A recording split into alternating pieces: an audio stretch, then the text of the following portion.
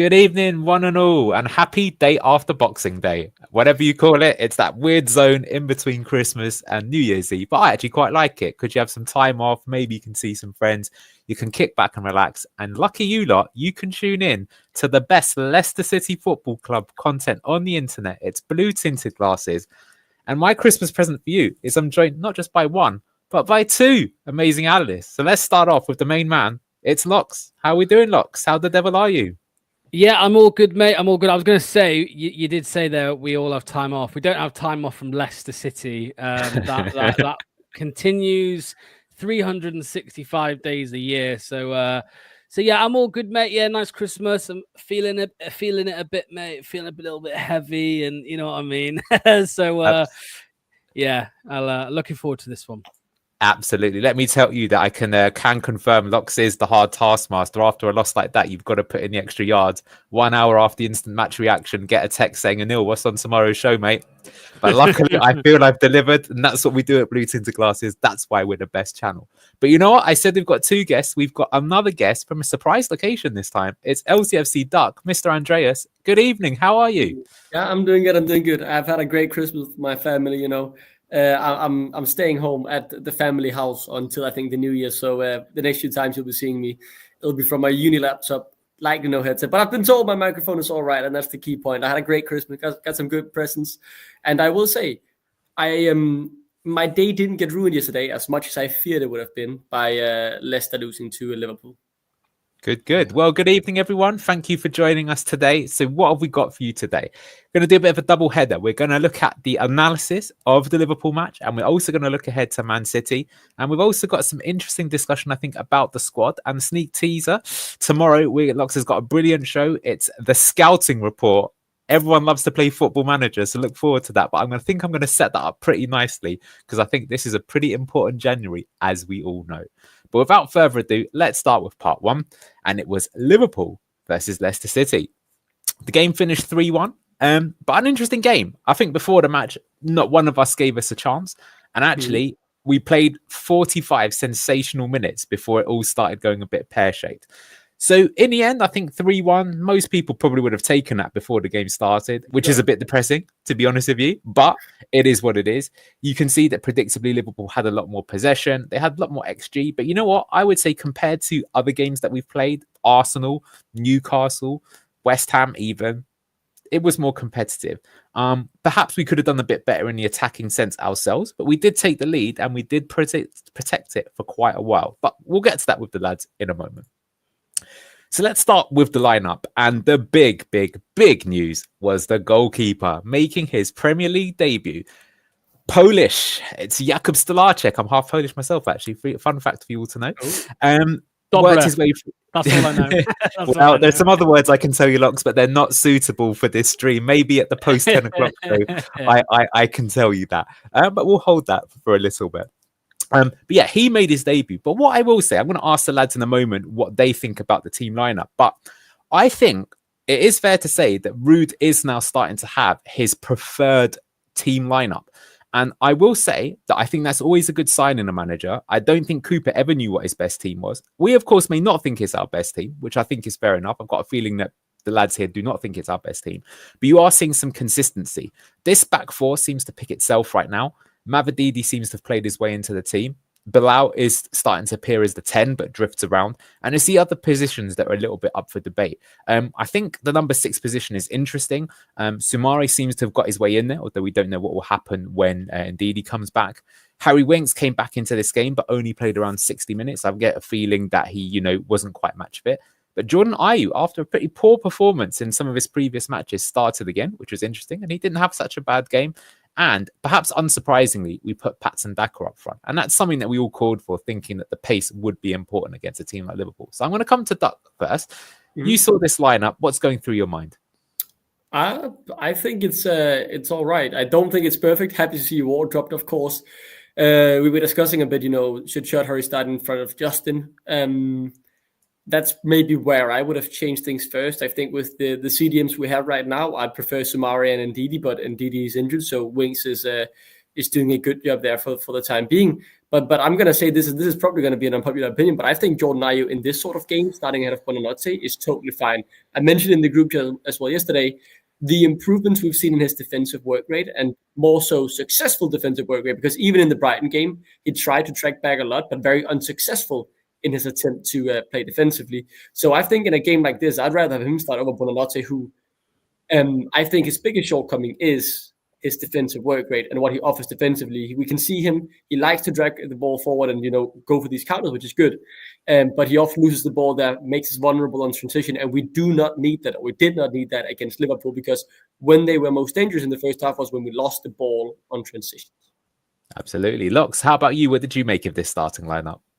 Well, I think the first thing that everyone looked at was the goalkeeper, of course. That was the first spot that people wanted to look at. And obviously, we were all buzzing with that. It was interesting as well, just to touch on it, that he wasn't even on the bench. So he's had it was a full exclusion. Danny Ward's always struck me because he's had a lot of stick over the years, and he always struck me as someone maybe who just doesn't really care, doesn't get affected by the abuse that he gets. Maybe it has this time, or maybe Ruud just thought, you know what, mate, I'm just going to leave you out of this. You don't need this over Christmas, which is fair enough. You don't need it. Stay at home with your family, mate. You know what I mean? Enjoy your Christmas day, get pissed, eat all you want, and just have the Christmas period off, maybe. Looking up the pitch, I mean, I know I've been a big advocate. Well, I wouldn't say a big advocate, but, more than other people about Ayew. Sure. I was a little bit surprised. Yeah, I was surprised to see him start. I thought maybe McAteer would be in there, but he's obviously not fit because he's not even on the bench. So I suppose with what Duck said, over Buonanotte for this type of game away at Anfield, it probably was the right call. And the first half especially proved that.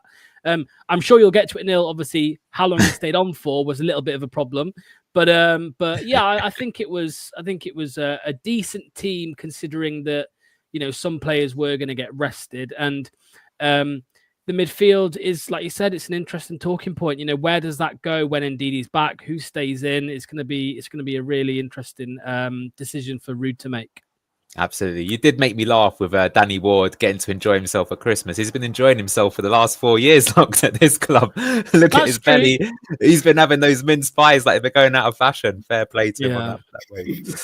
Moving on to Liverpool, they named a very strong lineup, I would say, almost full strength. I think you could argue that at number 10, Curtis Jones, I personally think Szoboszlai is the better player, but of course he scored in this game to prove us wrong. But Mo Salah, I mean, he might well win the Ballon d'Or this year. That's how well he's playing. Cody Gakpo costs more than any player we've ever signed in our history. Darwin Nunez is twice that amount of money. So pretty strong. And there was a little bit later on in the match where they brought on almost, I think, £90 million worth of talent, which is pretty terrifying. But I've got to say, fair play to them. I thought Liverpool were really good. I think the element of control that they've added to their game on top of the chaos is extremely effective. And I would be surprised if they don't end up as champions. And the Champions League, well, it's got to be on for them. I don't know if they'll win that or not. That's obviously knockout football, but they were good, you've got to say. And it hates me to say that. Right, let's move on to the first half analysis. And yeah, here's our main man. It's Mr. Jordan Ayew. Let's talk about it. So it was pretty funny seeing the game play out because I wonder what our game plan is going to be. And 1 minute 40 into the game, this happens. The ball breaks to Vestergaard. And normally Vestergaard is really composed on the ball. He'll wait a little bit and try and find the time to slot a nice through ball. But do you know what he's thinking? Mate, run still. You know how we're going to play this game? Look how many people Liverpool got up, and I'm going for the long ball. And you can see Daka, he saw the pressing trigger. As soon as he sees Vestergaard's pulling back his foot, he's on the charge, going for the long ball, and we try and find him. This time round, it was dealt with by Van Dijk, but you could see that's what Daka was in for the team. And we were trying to essentially play this mid-block most of the time. I think it's a bit unfair to say that we just completely sat back. We did obviously at times get pushed back into a deep block, but generally speaking, as I've said on the Ruud, we try and play this kind of mid-block defense. We do try and play it out of trouble. Maybe not as much as we did it last year, I think, for kind of obvious reasons. But we went for it. Do you know what? It really gave me, I've got to say, 15-16 vibes. Why? It was a compact 4-4-2. It was trying to force the opposition into going for crosses. And when those crosses came in, you've got to say, Cody, Vestergaard, in this case, Jordan Ayew is actually going to get his head to it and clear it. This is at 35 minutes into the game. And I would say that in the first half, we pretty much dealt with most of Liverpool's offense. I have to say, they were smart enough to change the way that they attacked in the second half. But like I say, in this first half, it really gave me vibes of 15-16. We're like, you guys cross it in because Morgan and Hoof are going to win everything. And most importantly, we've got that threat on the break with a fast front man and a winger that's also pretty quick and electric. You know, maybe it was the Poundland version of both of those players, but you can see what we were trying to do here against an extremely strong team. So that was our game plan. So let's talk about the goal. And actually, what I like about the goal is it was pretty well put together. It wasn't just like a punt upfield. We actually put together some play. And I think there's something that we maybe, you know, the pain of the day after, we don't sort of look at the positive points of other things. But here you can see on the game, the ball, we've got it here on the right-hand side. And we're going to play it around. This is going to go to Winks. Winks, as you can see here, quite often was getting absolutely the bejesus pressed out of him by Liverpool, which did cause some errors later on. But in general, he was okay with it, plays it back to Vestergaard. And this is what we really like about Yannick. Vestergaard, apologies, my pronunciation not too good for Andreas. I'll call him Yannick. So this is where Yannick is at his best. He gets the ball in first time. And I have to say, I think his passing in general through the game was pretty good. He also sprung that attack in the second half. So you see, I think he showed you what he can do in the team. So here he goes, plays the ball through. And here you got Bilal in the 10 position. And you know, what I like about Bilal compared to Bonanotte is I think if Bonanotte receives the ball here, he would receive it. He'd probably be able to turn, but he'd have his head down and he'd try and drive forward. Now, that isn't necessarily a wrong thing to do. It can bring yourself up the pitch. But I got to say, I've always liked that more kind of like playmaker, the one that makes the ball do the work. The ball is faster than the man. So I like your old school Zidanes, your Ozils, you know, that creative player. And I think Bilal's, for me, he's the closest thing we've had to Maddison, which I like. Because I think we'll all agree Maddison was one of our favourite players. So here he gets the ball, first time, nips it round the corner. And bang, you got Mavedidian. And how now the Blue Arrows can attack. So we're going to attack with 3. I did notice that against Liverpool, perhaps unsurprisingly, we attacked more with 3 or 2 sometimes rather than 4. We didn't want to get caught out on transition, although sadly, that's exactly how one of the goals went in. But let's follow the move through. So we can see Mavedidi, and I've got at the very top there, Jordan Ayew. So keep an eye on him because I think he does really well here, not just sticking to the wing, but actually noticing that the opportunity was inside. So we come to Mavedidi, and here Mavedidi, what's interesting is most people thought for this goal that he skinned Trent Alexander-Arnold, but actually in classic Trent Alexander-Arnold fashion, this was his position. This is the classic Liverpool mistake. It wasn't even him. Because he pushes up, it was actually Gravenberch that was going one-on-one against Mavedidi at times. And that's good for us, because if you've got an electric winger, you can beat him, get that half yard. Despite the fact he gets on his arse, he puts a really nice cross in. It's aimed for Daka.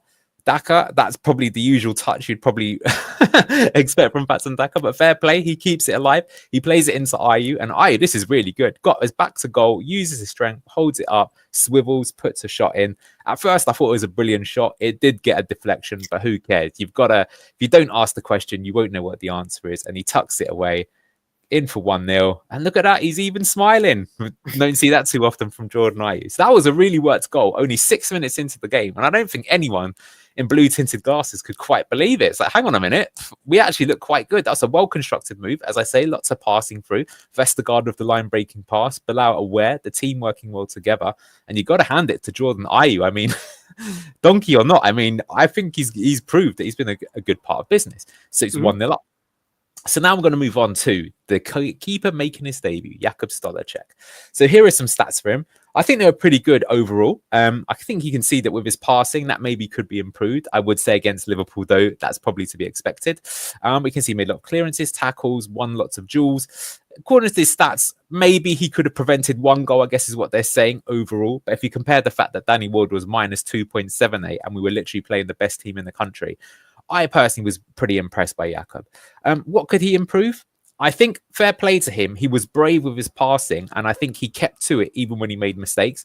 But he did make 1 or 2 mistakes in the game. Here's an example. It's come back to him from Harry Winks. He goes for the chipped ball over here, but it goes straight to a Liverpool player. Luckily, we get away with this one. But I would say if there's a team in the country you do not want to be doing this against, Liverpool is probably the one.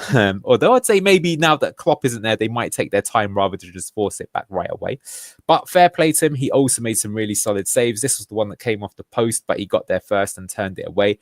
And in general, I think for his age, he did very well. And I think I'll ask you what you guys think, but in my opinion, he looked like a very solid Premier League keeper. Given that it was debut, that was impressive. I think we all expect that Hermansen, it's only a matter of time before he leaves. Not because we want him to, but he's too good. He's probably the best signing that we've made in many a year, and you can't hold it against a player like that. With that sort of distribution and shot stopping, he deserves to play for a team battling for the title. Jakob could come in, and look, I don't know where he could go, but I think if he's given the game time, he could prove to be good. And for me, as long as he doesn't get injured, I feel confident with him in goal. But I'm going to ask the lads what he thinks. So I'll hand over to you, Locks. What did you make of Mr. Stolarczyk? Yeah, look, I think he was good. You know, I see a lot of hype about it, and I think, yeah, fair enough, rightly so. It's his Premier League debut. You know, he was trusted by Enzo over the other two keepers last season. And when he did come in, he did what he needed to do. He was a very good backup. And again, right now, you know, obviously he's nowhere near the level of Mads Hermansen, and he probably never will be, right? But some people might disagree with that. Some people might think that's harsh, but I don't think he will ever be as good as what Mads Hermansen will be. But yeah, you know, I don't want to overhype the lad, because I think this is all coming from just Danny Ward being really, really shit, and obviously we're just happy that we had this guy instead, and he was of course better than Danny Ward has been, and probably what Danny Ward would have been. But I can't lie, mate. I can't lie. I feel like if Danny Ward, you know, had conceded, you know, I'm not saying they were easy, you know, goals to save, but I'm saying if Danny Ward was playing, I think people would have given him a hard time as well. So there is no doubt that Jakub Stolarczyk should be the number 2 keeper for us. That's no question. But he wasn't. I just don't think he was amazing, mate, personally. But no, that's good. We don't want to overhype. I will say, and someone's a bit guilty of this, is you, Andreas, where you often claim that people in our team are world class. And I will say, with this current team we have, there's not many players I've claimed are world class. I've said Yannick Vestergaard on the ball is world class, but everything else is the reason he's at Leicester, right? And I do stand by, but I think we saw a lot of why Yannick Vestergaard was very good with the ball. What I will say about Stolarczyk is the thing. I do agree that I don't want to say the praise is overblown, but there is definitely more praise to the fact that we have just been in the trenches with Danny Ward, right? Danny Ward was absolutely atrocious. Yeah. And when we get something that is just competent, we're obviously going to praise him to the moon. I also think he's going to get more backing, because if not him, it's Danny Ward currently. And also the fact that he's young, he's promising. He's someone who we have been fed this story about is a very promising talent, even back in the Brendan Rodgers day, right? We were told Brendan Rodgers rated him and thought he could be our future number 1. We saw Enzo Maresca rate him, give him games in the Cups, give him games in the leagues when Mads Hermansen was out, and say, this guy is good, and even backed him to play against Chelsea, one of our biggest games last season in the FA Cup. So it's someone who, I think the reason Locke says might not reach the level of Mads Hermansen is because I genuinely believe Mads Hermansen, and this is the one player I think in our squad I can claim as world class. Mads Hermansen, if he isn't right now, will be. I think this guy can shape a legacy for himself that can rival the likes of Schmeichel in terms of Denmark, in the Danish media at the very least, over the course of the next 10 years, because he is absolutely brilliant. And I said that about Mads Hermansen when I watched him play in Brøndby, and I hated he played for that team because it's the rivals of Copenhagen, right? I think Stolarczyk can be a good Premier League keeper. I think we've seen it over the years. Many managers have come in and believed that there is a potential in this kid. They must be seeing something. I thought we saw some of it today.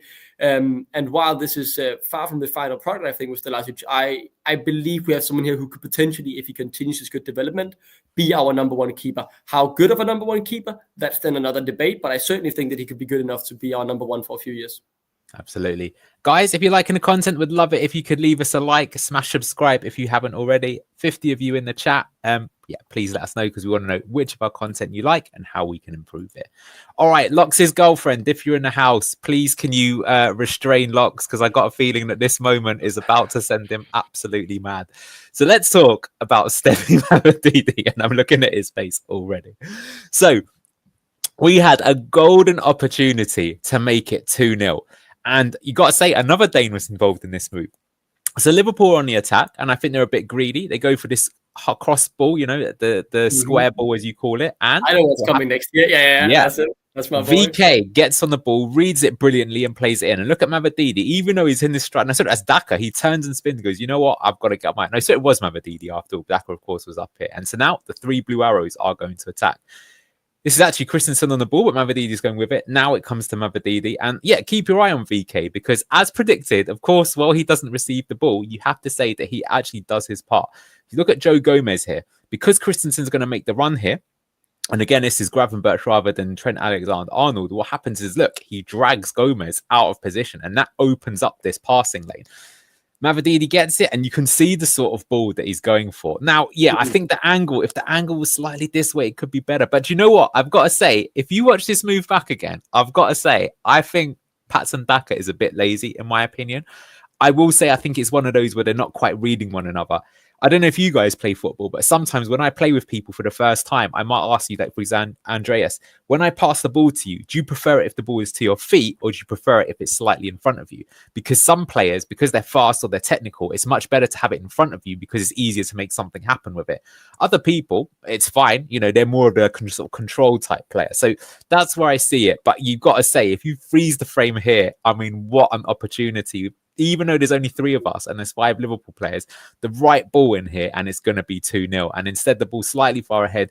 Daka, he can't kind of switch out, you know, lash out a foot or anything like that. And he gets claimed by Alisson. And, you know, otherwise, that could have been 2-0. So I'm sort of defending Mavadidi a little bit there. You could say, though, that he could maybe even have played it to Christensen. But look, I think the fact that the space opened up, it was the right idea.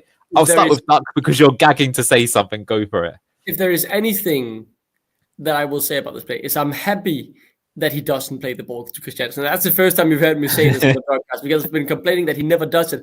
But this is what the overlap is supposed to do, right? Either you force someone out of position, open up a space inside, or the space for Mavadidi for himself to cut inside and shoot.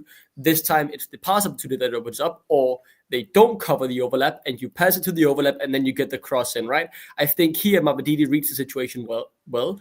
The problem is we're not a top half Premier League club anymore where we have these players who won't make mistakes. And it's unfortunate that there is some mistiming here. Maybe if it was Jamie Vardy, they would have been aligned better on what they want from each other.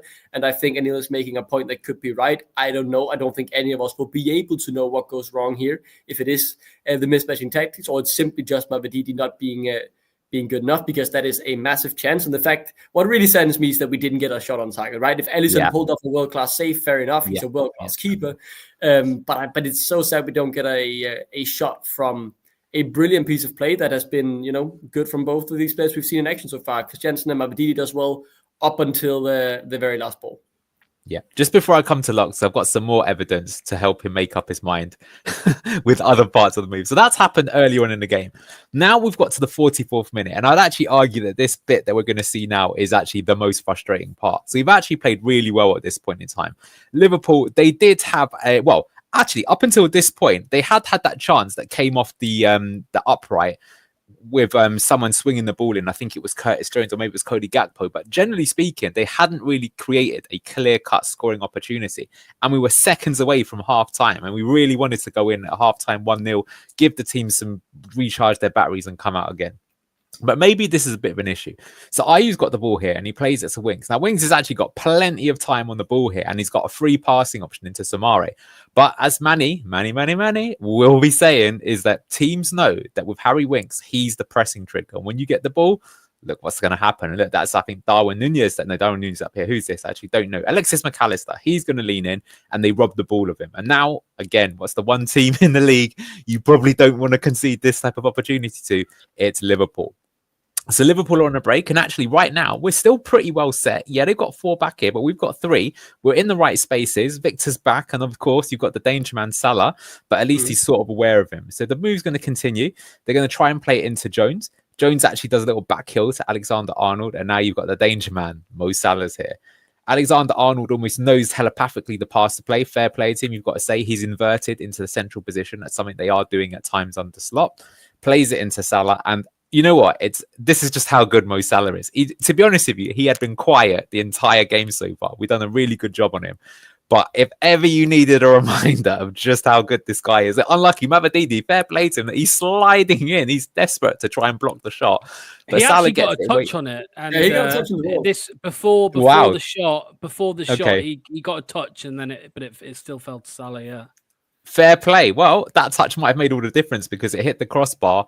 And we saved it. So there you go. We managed to stop ourselves. So now what I'm angry about is that you've literally had the warning here. You've had the warning that on transition, Liverpool are a threat, and you're literally minutes away from half time. You need to know how to manage a game here. And that means just, yeah, of course, going 2-0 up would be brilliant. But at this point, the worst thing you can do is concede.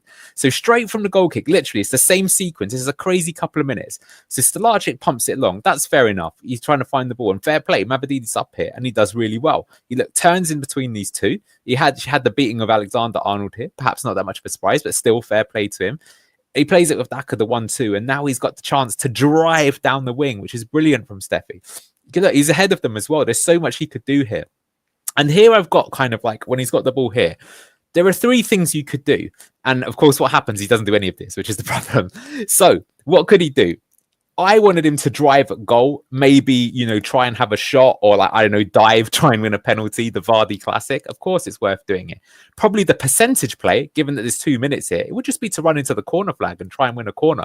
Nothing wrong with that. Look how many players back Liverpool have got. You're not going anywhere. You don't need to rush it. Or, look, I know it's a bit Brendan Rodgers-esque, Cloud Puel, but you are allowed to turn back, play to Daka. I mean, that might be a bit risky because of the men here. But look, you've got Bilal supporting here as well. So you can recycle the ball. What he does instead is he sort of tries to wait and sort of, elastico his way around and make an opportunity, which is what a flair player would do. And if this was 65 minutes into the game, I wouldn't have a problem with that. But as I say, just it's really important to maintain your energy. So in the end, Liverpool end up dealing with it. He sort of tries to get a pass away, but they deal with it pretty well. And it just goes off for a goal kick.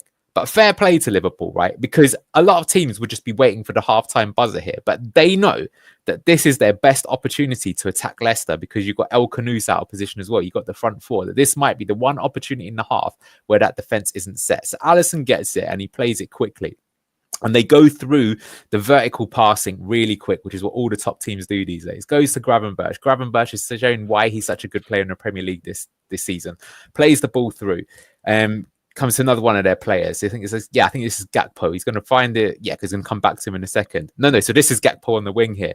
And here, this is a really top class goal from Cody Gakpo. But I will say this, in this position that there's one thing on his mind. What's that one thing on his mind? He wants to cut in on his right foot and he wants to have a shot. This is the same with the Salah goal. What you should be doing is sending him down the line. Yeah, look, he might still get the cross away, but the percentage ball, like Sefi Mavropanos, the percentage ball was to run into the corner. Here, if you're a defender, the percentage ball is to send them down the line. Let them, trick their way out of it. Because look, Justin, he tries to do that. You can see the body shape is all wrong. And even Winks, he's tried to get back as well, reading the body shape, which means he's out of position too. Samari as well. Again, I will say that's when people say that Samari is lazy. Maybe it's a bit harsh because he's supposed to be tracking McAllister's there. But now it means Gakpo's got the space. But still, from that position to score, if you're going to score, it's got to be one hell of a strike. And as I say, when you've got a player that costs 40 million quid, one of the stars of the last World Cup, Rude knows all too well about Cody Gakpo. He developed him. And that is a top finish. Stalajic got nothing he can do about it. And it goes in. So that's sad. But yeah, I think why we might have to restrain Locks is that really, although you could say Justin could do better and send him down the line, I know, Andreas, you're probably going to defend him a bit here because it's such a top-class strike. You would have to say that this moment here is the frustrating one, especially with the previous through ball. So look, I've kept him quiet for long. I'm going to pass it over to Locks. I've presented the evidence. Blue-tinted CEO, please deliver judgment on Steffi Mavropanos during that first half. So yeah, and just to correct you on one thing, right? You said some, in a couple two screenshots along here, mate. I think you said he tried a pass. He didn't even try a pass, mate. I'm telling you, he tried to Meg. I am telling you, he tried to Meg. Yeah. Yeah, and that's what pissed me off more than anything, mate. And I totally agree. I know that you said you think he should have maybe driven at goal and had a shot. Mate, look at that clock. I know there's still over a minute, but it's not much more than that. Yeah. Take it to the corner or go win the backwards. corner. One of them, win a corner or go backwards. Whatever you want to do, do not, because even if it, because it went out for a goal kick, even if it didn't go out for a goal kick, even if Liverpool just won the ball back, there instantly they've got a transition on the go. It just wound me up so much, and I think I said in the comments to the instant match reaction last night, somehow he was our best player and our worst player, because I truly believe, people will say this is really harsh. People will say this is harsh, what I'm about to say. I believe he cost us 2 points yesterday, because I think if we go 2-0 up in the first half, it changes things. And then obviously this, however long later it was, like 20 minutes later, 10, 15 minutes later, this happened. People blame JJ. People put it on Gakpo. What a shot. But if you remember, mate, if you do remember when Casemiro scored an incredible goal against us in the Cup earlier in the year, people were blaming defenders for that. They weren't saying, oh, well, what a strike, no one's to blame. It was the defender's fault. So it's somebody's fault in this case too. And I suppose people will put that on JJ, but the whole transition, it was on Mavididi losing the ball in an area where really they weren't even pressing him, really. Liverpool were pinned back. They were waiting for him to pin at them. Yeah. And he just tries to make someone and gives it away. He's done so well to get into that position in the first place. That's a crazy thing. But look, I will say Steffi Mavididi cost 8.5 million. Cody Gakpo cost 40. But look, I agree with you, Locks, that I am obviously defending it because I'm a supporter of the team, but it's just frustrating because you can see with him, he's just that close to him being actually a top player.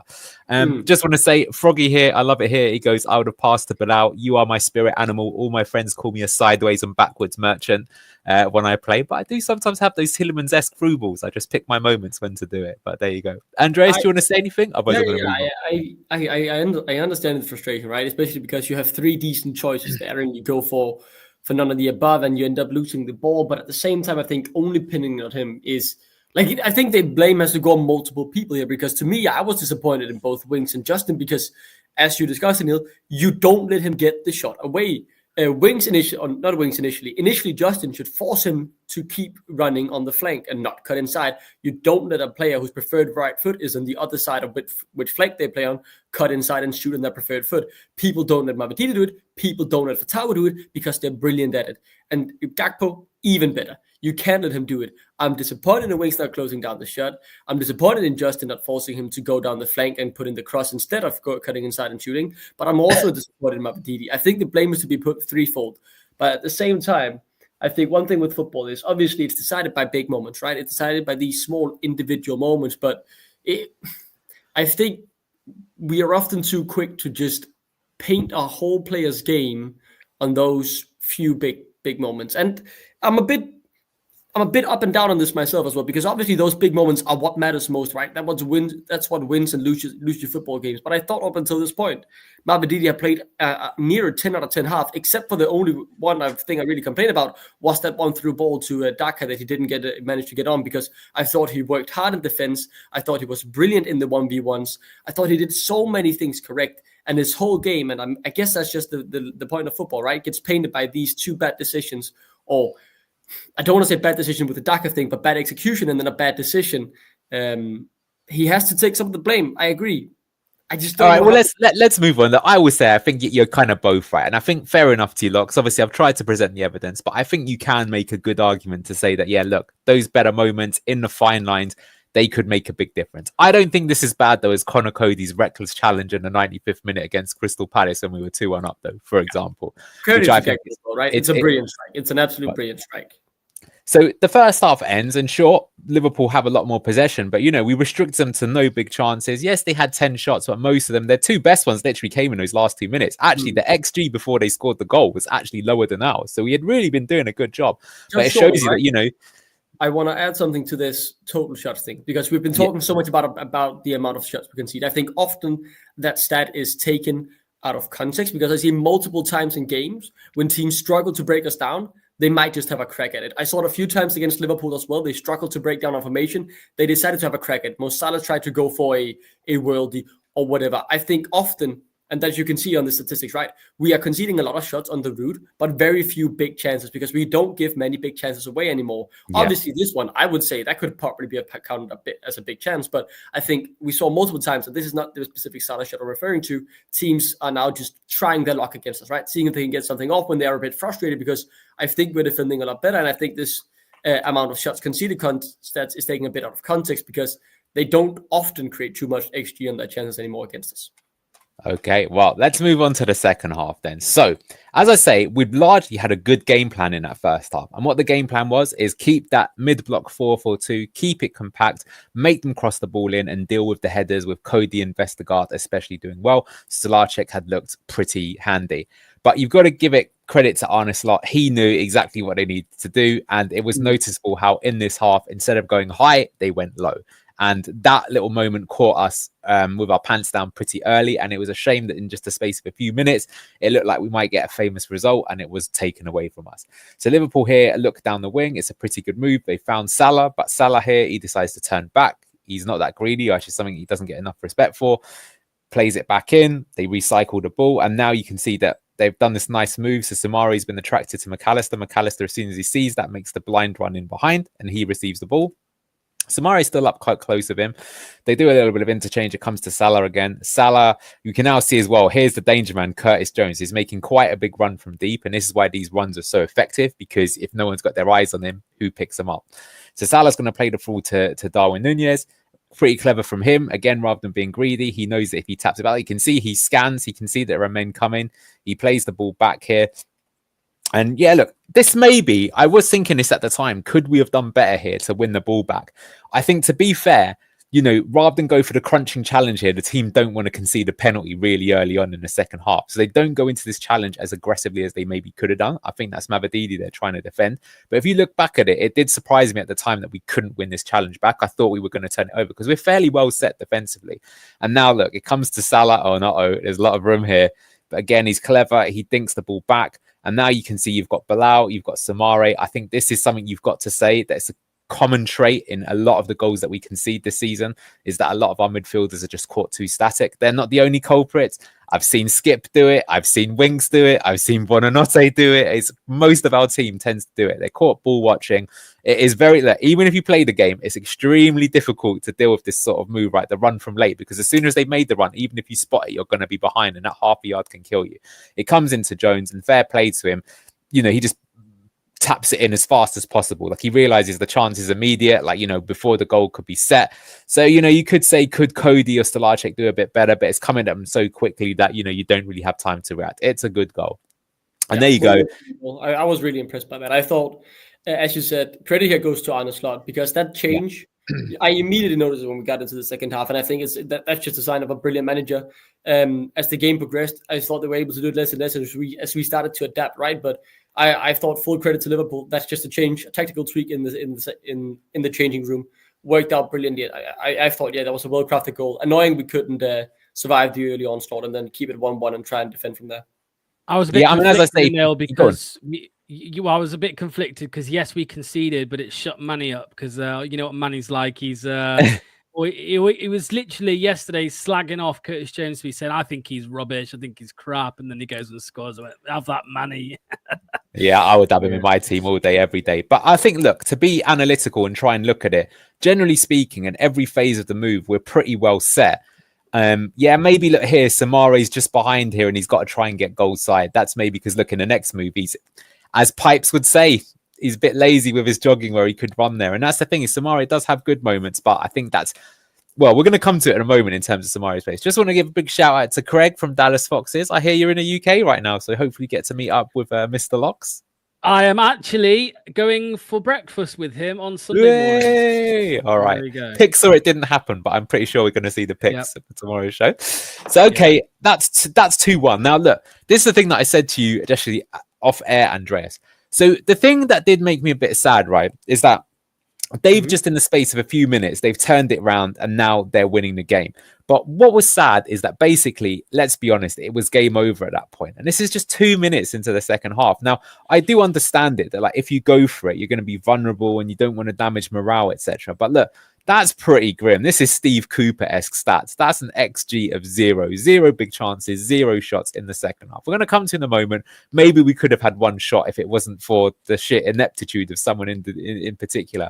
But look, we really didn't go for it. And I don't know. I don't know what to say there. Look, honestly, as I've said, this was the hardest game of the season. We looked like we could get something. The game was up at this point in time. Maybe as a manager, would I, try and go for it? I probably wouldn't either, given the circumstances, because I think team morale is important.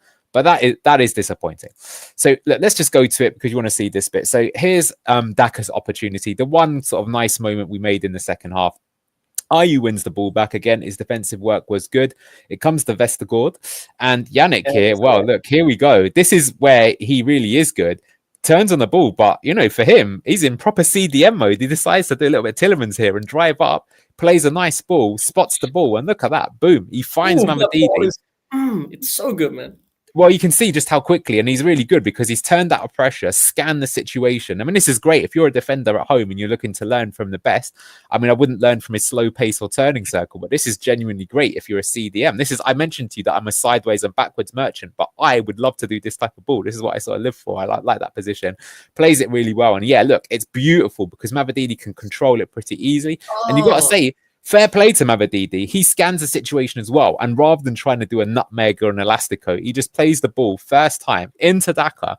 And look, I think from this angle, it's not a high XG opportunity, but you're hoping that he can get to the ball and at least, you know, test the keeper here, put it on target. I mean, look at this. I mean, the absolute worst thing is, can Telman tell me what's wrong in this picture? This was his shooting attempt.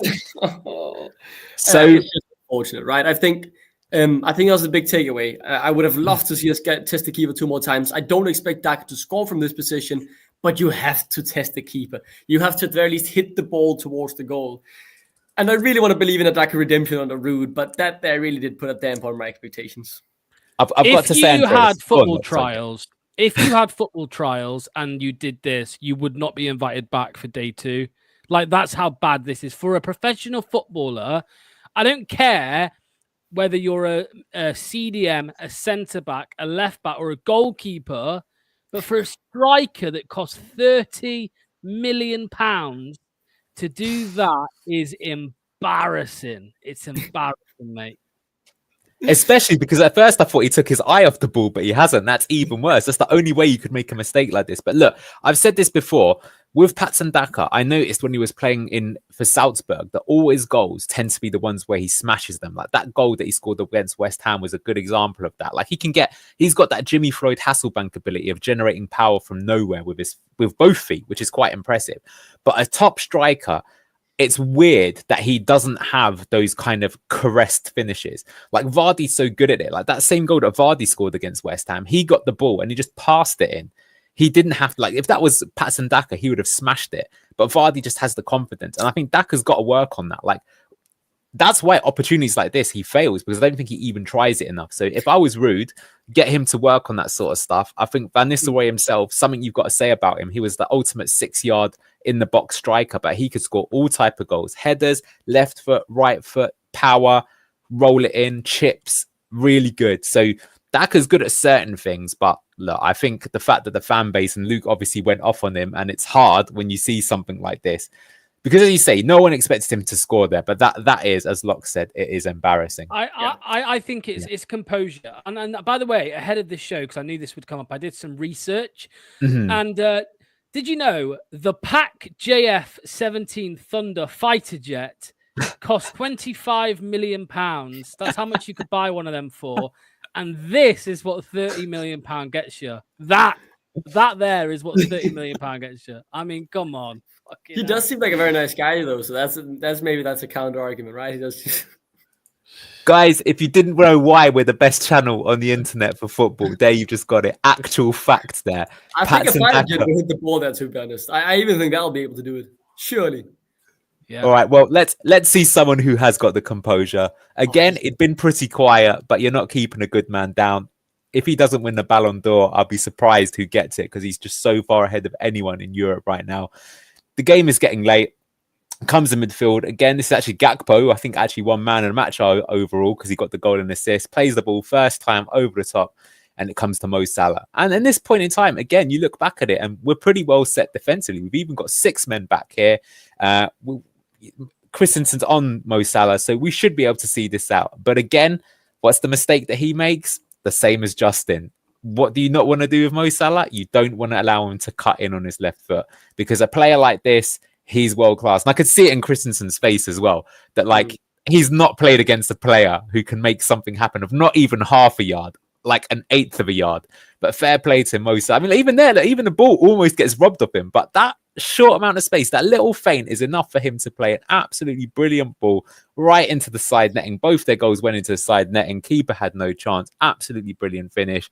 Messi will still win the Ballon d'Or. I mean, God, that would really make it rigged. I don't think an African player has won the Ballon d'Or. So I think, if ever there was going to be one, this one. And actually, sorry, George Weah did win it one year, so I'm incorrect. But yeah, look at that. There's no space there. It's the slightest of angles, but he can still find it. And oh my word, look at that. That just shows you. So look, he's a Premier League legend. He will go down as one of the best ever players in the Premier League. Yep. Do you want to defend your man there, Andreas? No, not in this particular scenario. After he got skinned here, but I thought in general throughout the game, Christiansen and Mavadidi as well. I thought Mavadidi had a huge impact on how we defend as well this game. I thought they did well to shut Salah down to a reasonable degree. Mohamed Salah, even Man City can't shut him down. Not Man City anymore; they're bad. But plenty of other teams can't shut Mo Salah down. I thought we did a decent job of keeping him quiet. I particularly remember 1-1v1, and I noted this in the back of my head because obviously I am the Christiansen fan, but at the end of the day, where he did manage to nick the ball off him before he got the shot off in a 1v1, that would have been another goal. I'm just going to mention out that you have it. So it didn't happen, Andreas. No, joking. That didn't happen. I have the receipts. I can go into my Viaplay and I'll find out this game. I believe. While he did get skinned here, I want to say in general, I've thought our defense, considering the world-class talent of Liverpool, did a pretty good job of not allowing this to happen. But yeah, brilliant finish by Salah, world-class. I think currently, obviously, long time to go, he could definitely win the Ballon d'Or. He's been outstanding. What a player. Yeah, sure. Someone just said 5-0 to City. Well, we're going to come on to that game in a moment. We'll talk about that. But going through.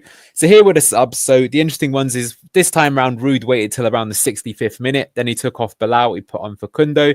He put on Skip for Winks. Later on, he brought on Bobby Reed for Mavadidi. He brought on Caleb Okoli for some reason. I'm guessing he might be getting some game time at some point. But it didn't make a difference. And yeah, I mean, look, there's the story of the match, though. You can see that that's maybe a bit grim. That we are playing the best team in Europe, but it's just all green. We got our goal against the run of play, but as soon as they went ahead, like we barely got into their half. That's probably the Daka opportunity, and I don't even know what that is. We probably won a throw in their half. Oh yeah, that Patson Daka long throw, if you remember that. Daka long throw, yeah. Match ratings. I mean, you can still see that Stolarczyk, the top-rated player. Jordan I mean, this is sometimes obviously rigged because of goals and assists, but fair play. I don't think we covered ourselves though too badly. So yeah, looking at results. Well, unfortunately though, guys, the big one was Wolves, 2 wins in a row for them. They beat Man United. They got the new manager bounce. And that means for the first time this season, we are here in the dreaded relegation zone. And this is not where we want to be. And in fact, if Ipswich were to win, they're playing Arsenal at 8:15. They could leapfrog us too. So let's hope that doesn't happen, but it's still a possibility. So now I want to move on to some other things. Locks inspired me to do this. So just before we come to Man City, I want to kind of present some arguments either way. So Locke showed me this tweet. And I think this is a very fair tweet, to be honest with you. He called it, Samari is getting praise, but it's not because he's improved. It's because we got worse. And the original tweet was this. All I'm saying is they made you happy with Vestergaard and Samari starting games, and it isn't because they turned good. That's declined for you. And that's a fact. Because a few seasons ago, when we signed both those players and we were pushing for Champions League, those players didn't get into the team. And there was a reason for that.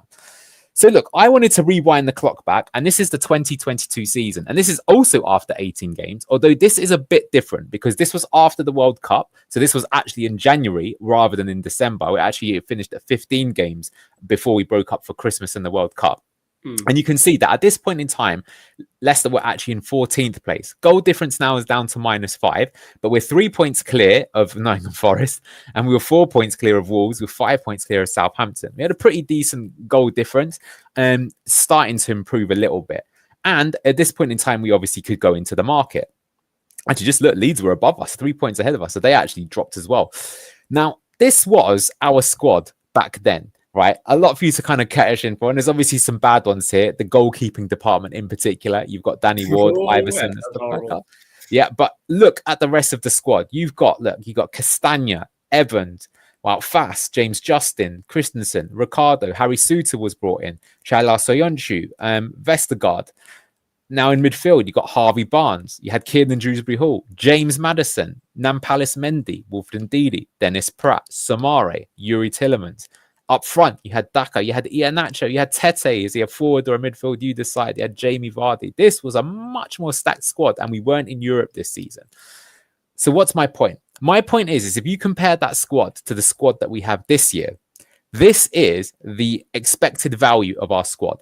And our squad has the second least value in the Premier League. Southampton, on paper, with the players that they've signed, right, they have a better squad than us. Everton have a better squad than us. Wolves, who just demolished us 3-0, and don't get me wrong, we were appalling.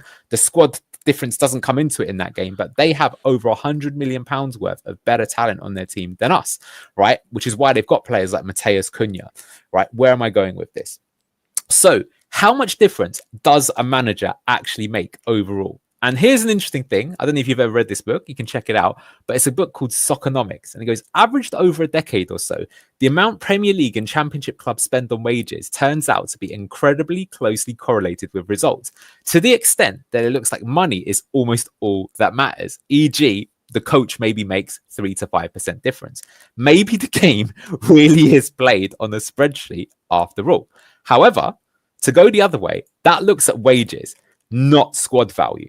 If we look at wages, Leicester City, now I don't know how accurate this is, but according to Capology, they think that we're actually around 13th for wages in the Premier League.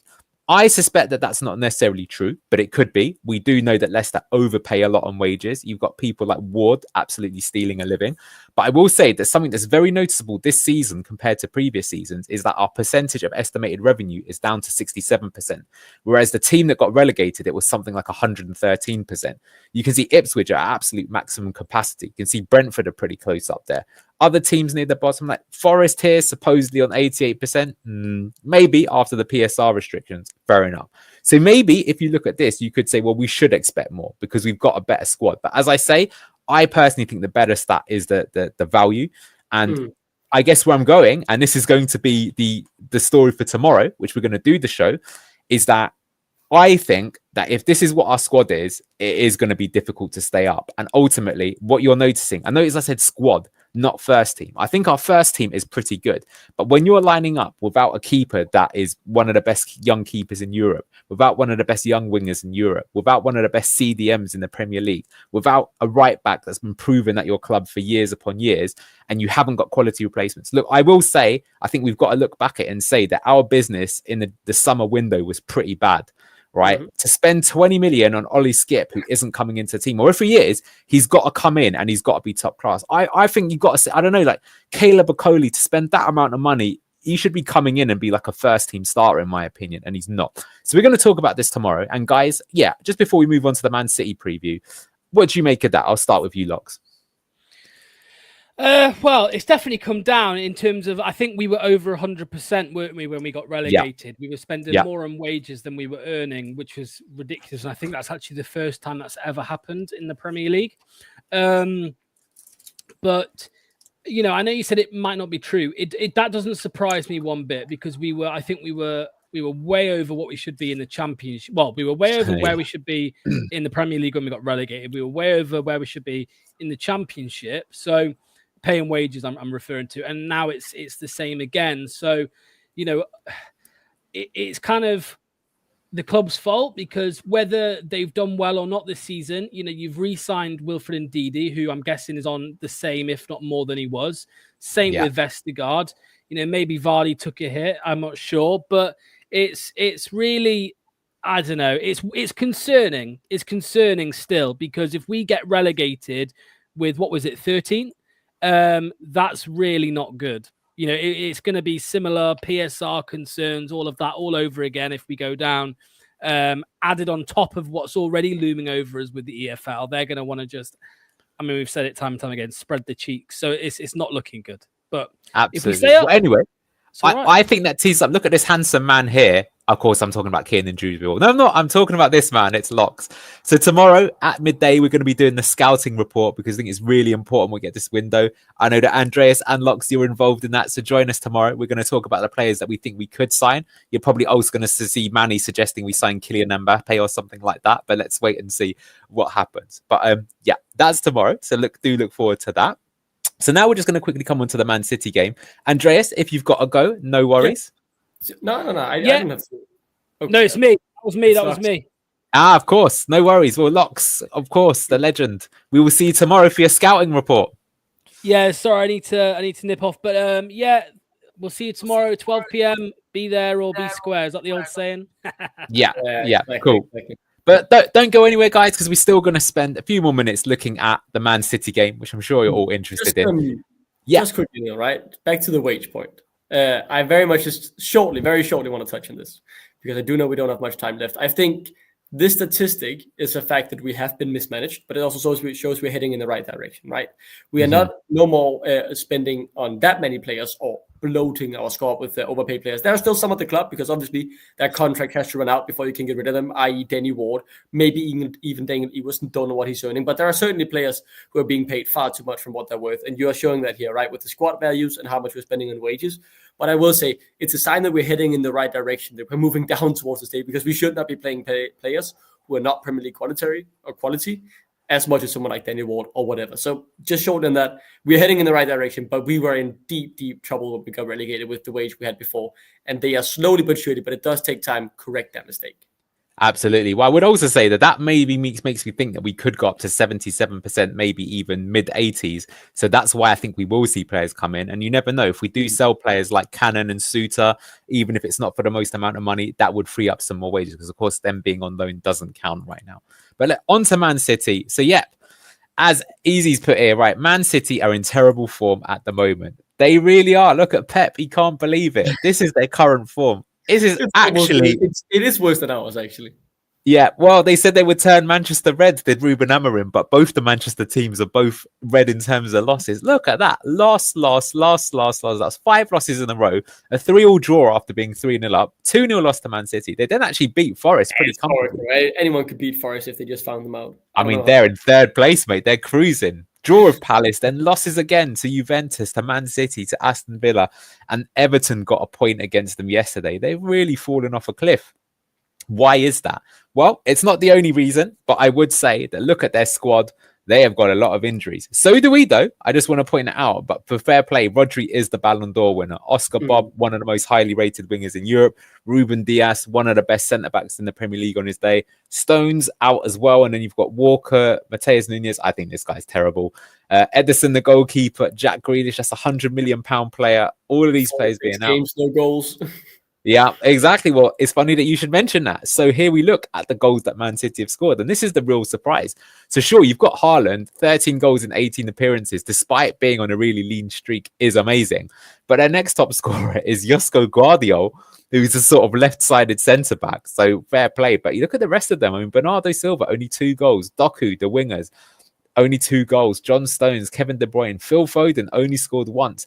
Where are the goals coming from? The wingers and their attacking midfielders? It's really not been like this for Man City. And it really feels that like the season after season of playing games relentlessly, 50, 60 games without a break in the summer has caught up with them, and they look absolutely gassed. And if ever there was a time to play them, now is the time. And yeah, I mean, look, if you compare it to our team, I mean, other than the top scorer, the rest of the goals being spread out around the team is not too dissimilar. So, you know, kind of interesting that you would see that. I love this from Jeff. Yeah, Haaland missing the penalty against Everton was very satisfying. Absolutely. Having a look at the underlying stats as well, the thing is, it's not even that they're getting unlucky. So you can see that this is now in terms of goals scored. There's many teams that are above them. Look, Bournemouth quite comfortably ahead of them. So, you know, not too well. You can see Leicester not doing so well in this kind of regard. This is goals that they're expected to score. But you can also see that in terms of goals that they should be conceding, well, again, we're not exactly covering ourselves in glory here. This is why we're in the relegation zone. But Man City, again, they're pretty low down the table. And that's a real worry for them, is they're giving away a lot of chances, and specifically they're giving away high quality chances. Yeah, don't worry, Scarlett. We've got no sympathy for Pep. He's always had good teams. And I actually think this is a very interesting sort of test for him, because everyone's always said it's like, what would he do at a weaker team? And I think, look, Pep is one of the greatest managers that's ever lived. Tactically, he changed the game. But Alex Ferguson, you've got to give him credit. He won the league and the Cup Winners' Cup with friggin' Aberdeen. That is something that was, you know, doesn't get enough talk, that he was already a top manager before he came to Man United. Let's look at some of their previous games. So this was their recent game against Everton. I think this one was a bit unlucky. They had quite a lot of XG. Maybe though from their 24 shots, they didn't really test the keeper enough. They, of course, missed a penalty. They conceded an equaliser and didn't really show too much afterwards. But some of their previous games you can see here. So here was against Villa. Villa beat them clean, you know, fair and square. 2-0 up. Foden got the goal when it didn't matter right at the end. Villa, more XG. Look, we know how good Emery is. This was against Man United. This is the absolutely shocking defeat that they had. But, it's funny, this game, 5 minutes to go, it looked like Man City had it wrapped up and they just completely gave the game away. But if you look at the XG, I mean, 3 big chances they gave away. Man United took 2 of them and they won the game for a famous win for Amorim. And this was against Crystal Palace. So now I've shown you against Everton and Palace. Both of them got draws. And again, you can see in this game that, Palace were 2-1 up. So again, it was pretty evenly balanced. The shots about the same. So a very even game here. So it goes to show you that, Man City, this is the first and probably only time you can say this. There is no better time to play Man City. They're in desperate need for the transfer window. The window doesn't open tomorrow. It opens a few days later. So this is probably the most knackered that their players are. That's something that's really good for us. But what I would say is, even though they're gassed, even though they're out of form, in terms of individual quality, their squad is the most valuable squad in the Premier League in the stats that I showed before. So essentially, if they show up, they can still do what they did to Forest and they can beat anybody on their day. But I think the game's going to be similar to the Liverpool one. I think we're going to be playing on a break. I think we'll target the space behind Kyle Walker. I think we will, though, be pressing a bit more at times. I think we'll take our chances, but I wouldn't expect us to leave ourselves wide open. I could be completely wrong about that. I mean, I'll ask you, Andreas, do you think that Ruud will be defensive, or do you think he'll spot the opportunity and go very aggressive and try and win the ball off them high up the pitch? No, I think the thing that I noticed when I watched the game yesterday that they played against Everton is obviously Everton under Sean Dyche. Sean Dyche is very good defensively, right? Very, very good at not giving away too many big chances. And I think what I noticed most is they struggled. You can see in City, man, they are not the same force anymore. The players clearly, it's wearing on their mentality as well, right? They can't seem to buy themselves when, regardless of how many chances, how many through balls are made, they just can't get it over the line. And I think we should still be waiting patiently and see if they can try and break us down, because I thought if we're playing as well defensively as I thought we did against Liverpool, they will have a much harder time breaking us down, because Liverpool, they are elite at the moment, right? Everything is going their way and they are playing some brilliant football. Man City, the exact opposite, but they do also like to have the ball. They like to try and break teams down, or they will have to, and that's when they've been really, really bad. I think we should play on the counter. I think Mavididi had a good game against Liverpool, all things considered, except for a few major blunders. The important thing that I want to say is we need to take the chances that we will be getting. And if Vardy isn't ready, right, do you then start Daka maybe, or do you try Odsonne Edouard? I don't know. There's certainly a debate to be made, I think, at the very least, because we need to be clinical. We need to take our chances, because that's what every team has done. It's like it's done against City, and then just limit them from any more big opportunities.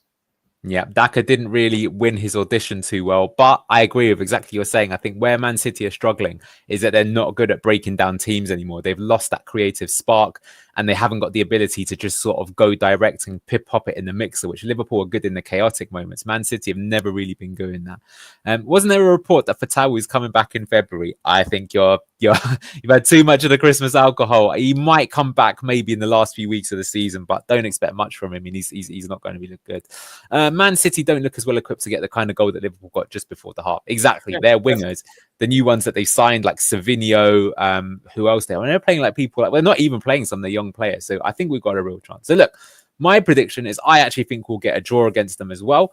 Could even be more. I think it depends. Maybe having the extra day could help us. What do you think? What's your score prediction for this one, Andreas? Well, putting me on the spot, I think have to be optimistic. I'm optimistic after the Liverpool performance. I'm in that camp at the very least. I think we can get a result. I think City, they've struggled to break teams down. A 1-1 is a very fair result. But we need something to go our way soon. It feels like after what was that disappointing Wolves game, I'm going to say 2-1. We need to get this. I don't want to say we need to get the win on the board, because this is not the game we need to win. But I feel like we need to get a result, and a 1-1 would also be a result. That's all I'll say. Yeah. Well, you'll definitely take a point. No matter in how much bad form they are, there's a chance there. So that's it, guys. Thank you so much for listening to that. Just to remind you, so tomorrow, because we haven't got a match tomorrow, our next match is on Sunday. We're doing a special show at midday. It's called the Scouting Report. We all love the transfer window. Your time to play Football Manager. Who should we sign? Where and when? I know a lot of you in the chat will be like, we should sign this player. We should sign that player. So bring your receipts, bring your evidence. Let's have a good old talk tomorrow. Each of us is going to present 2 players. Andreas is going to be on that as well. So make sure you tune in for that. Yeah. Otherwise, thank you so much for watching. If you haven't already, please like the stream. We'd really appreciate it. But otherwise, thank you so much for listening to Blue Tinted Glasses. This has been Anil and Andreas. Take care. If we don't see you, have a very happy new year. And if not, we'll see you tomorrow. Take care, everyone.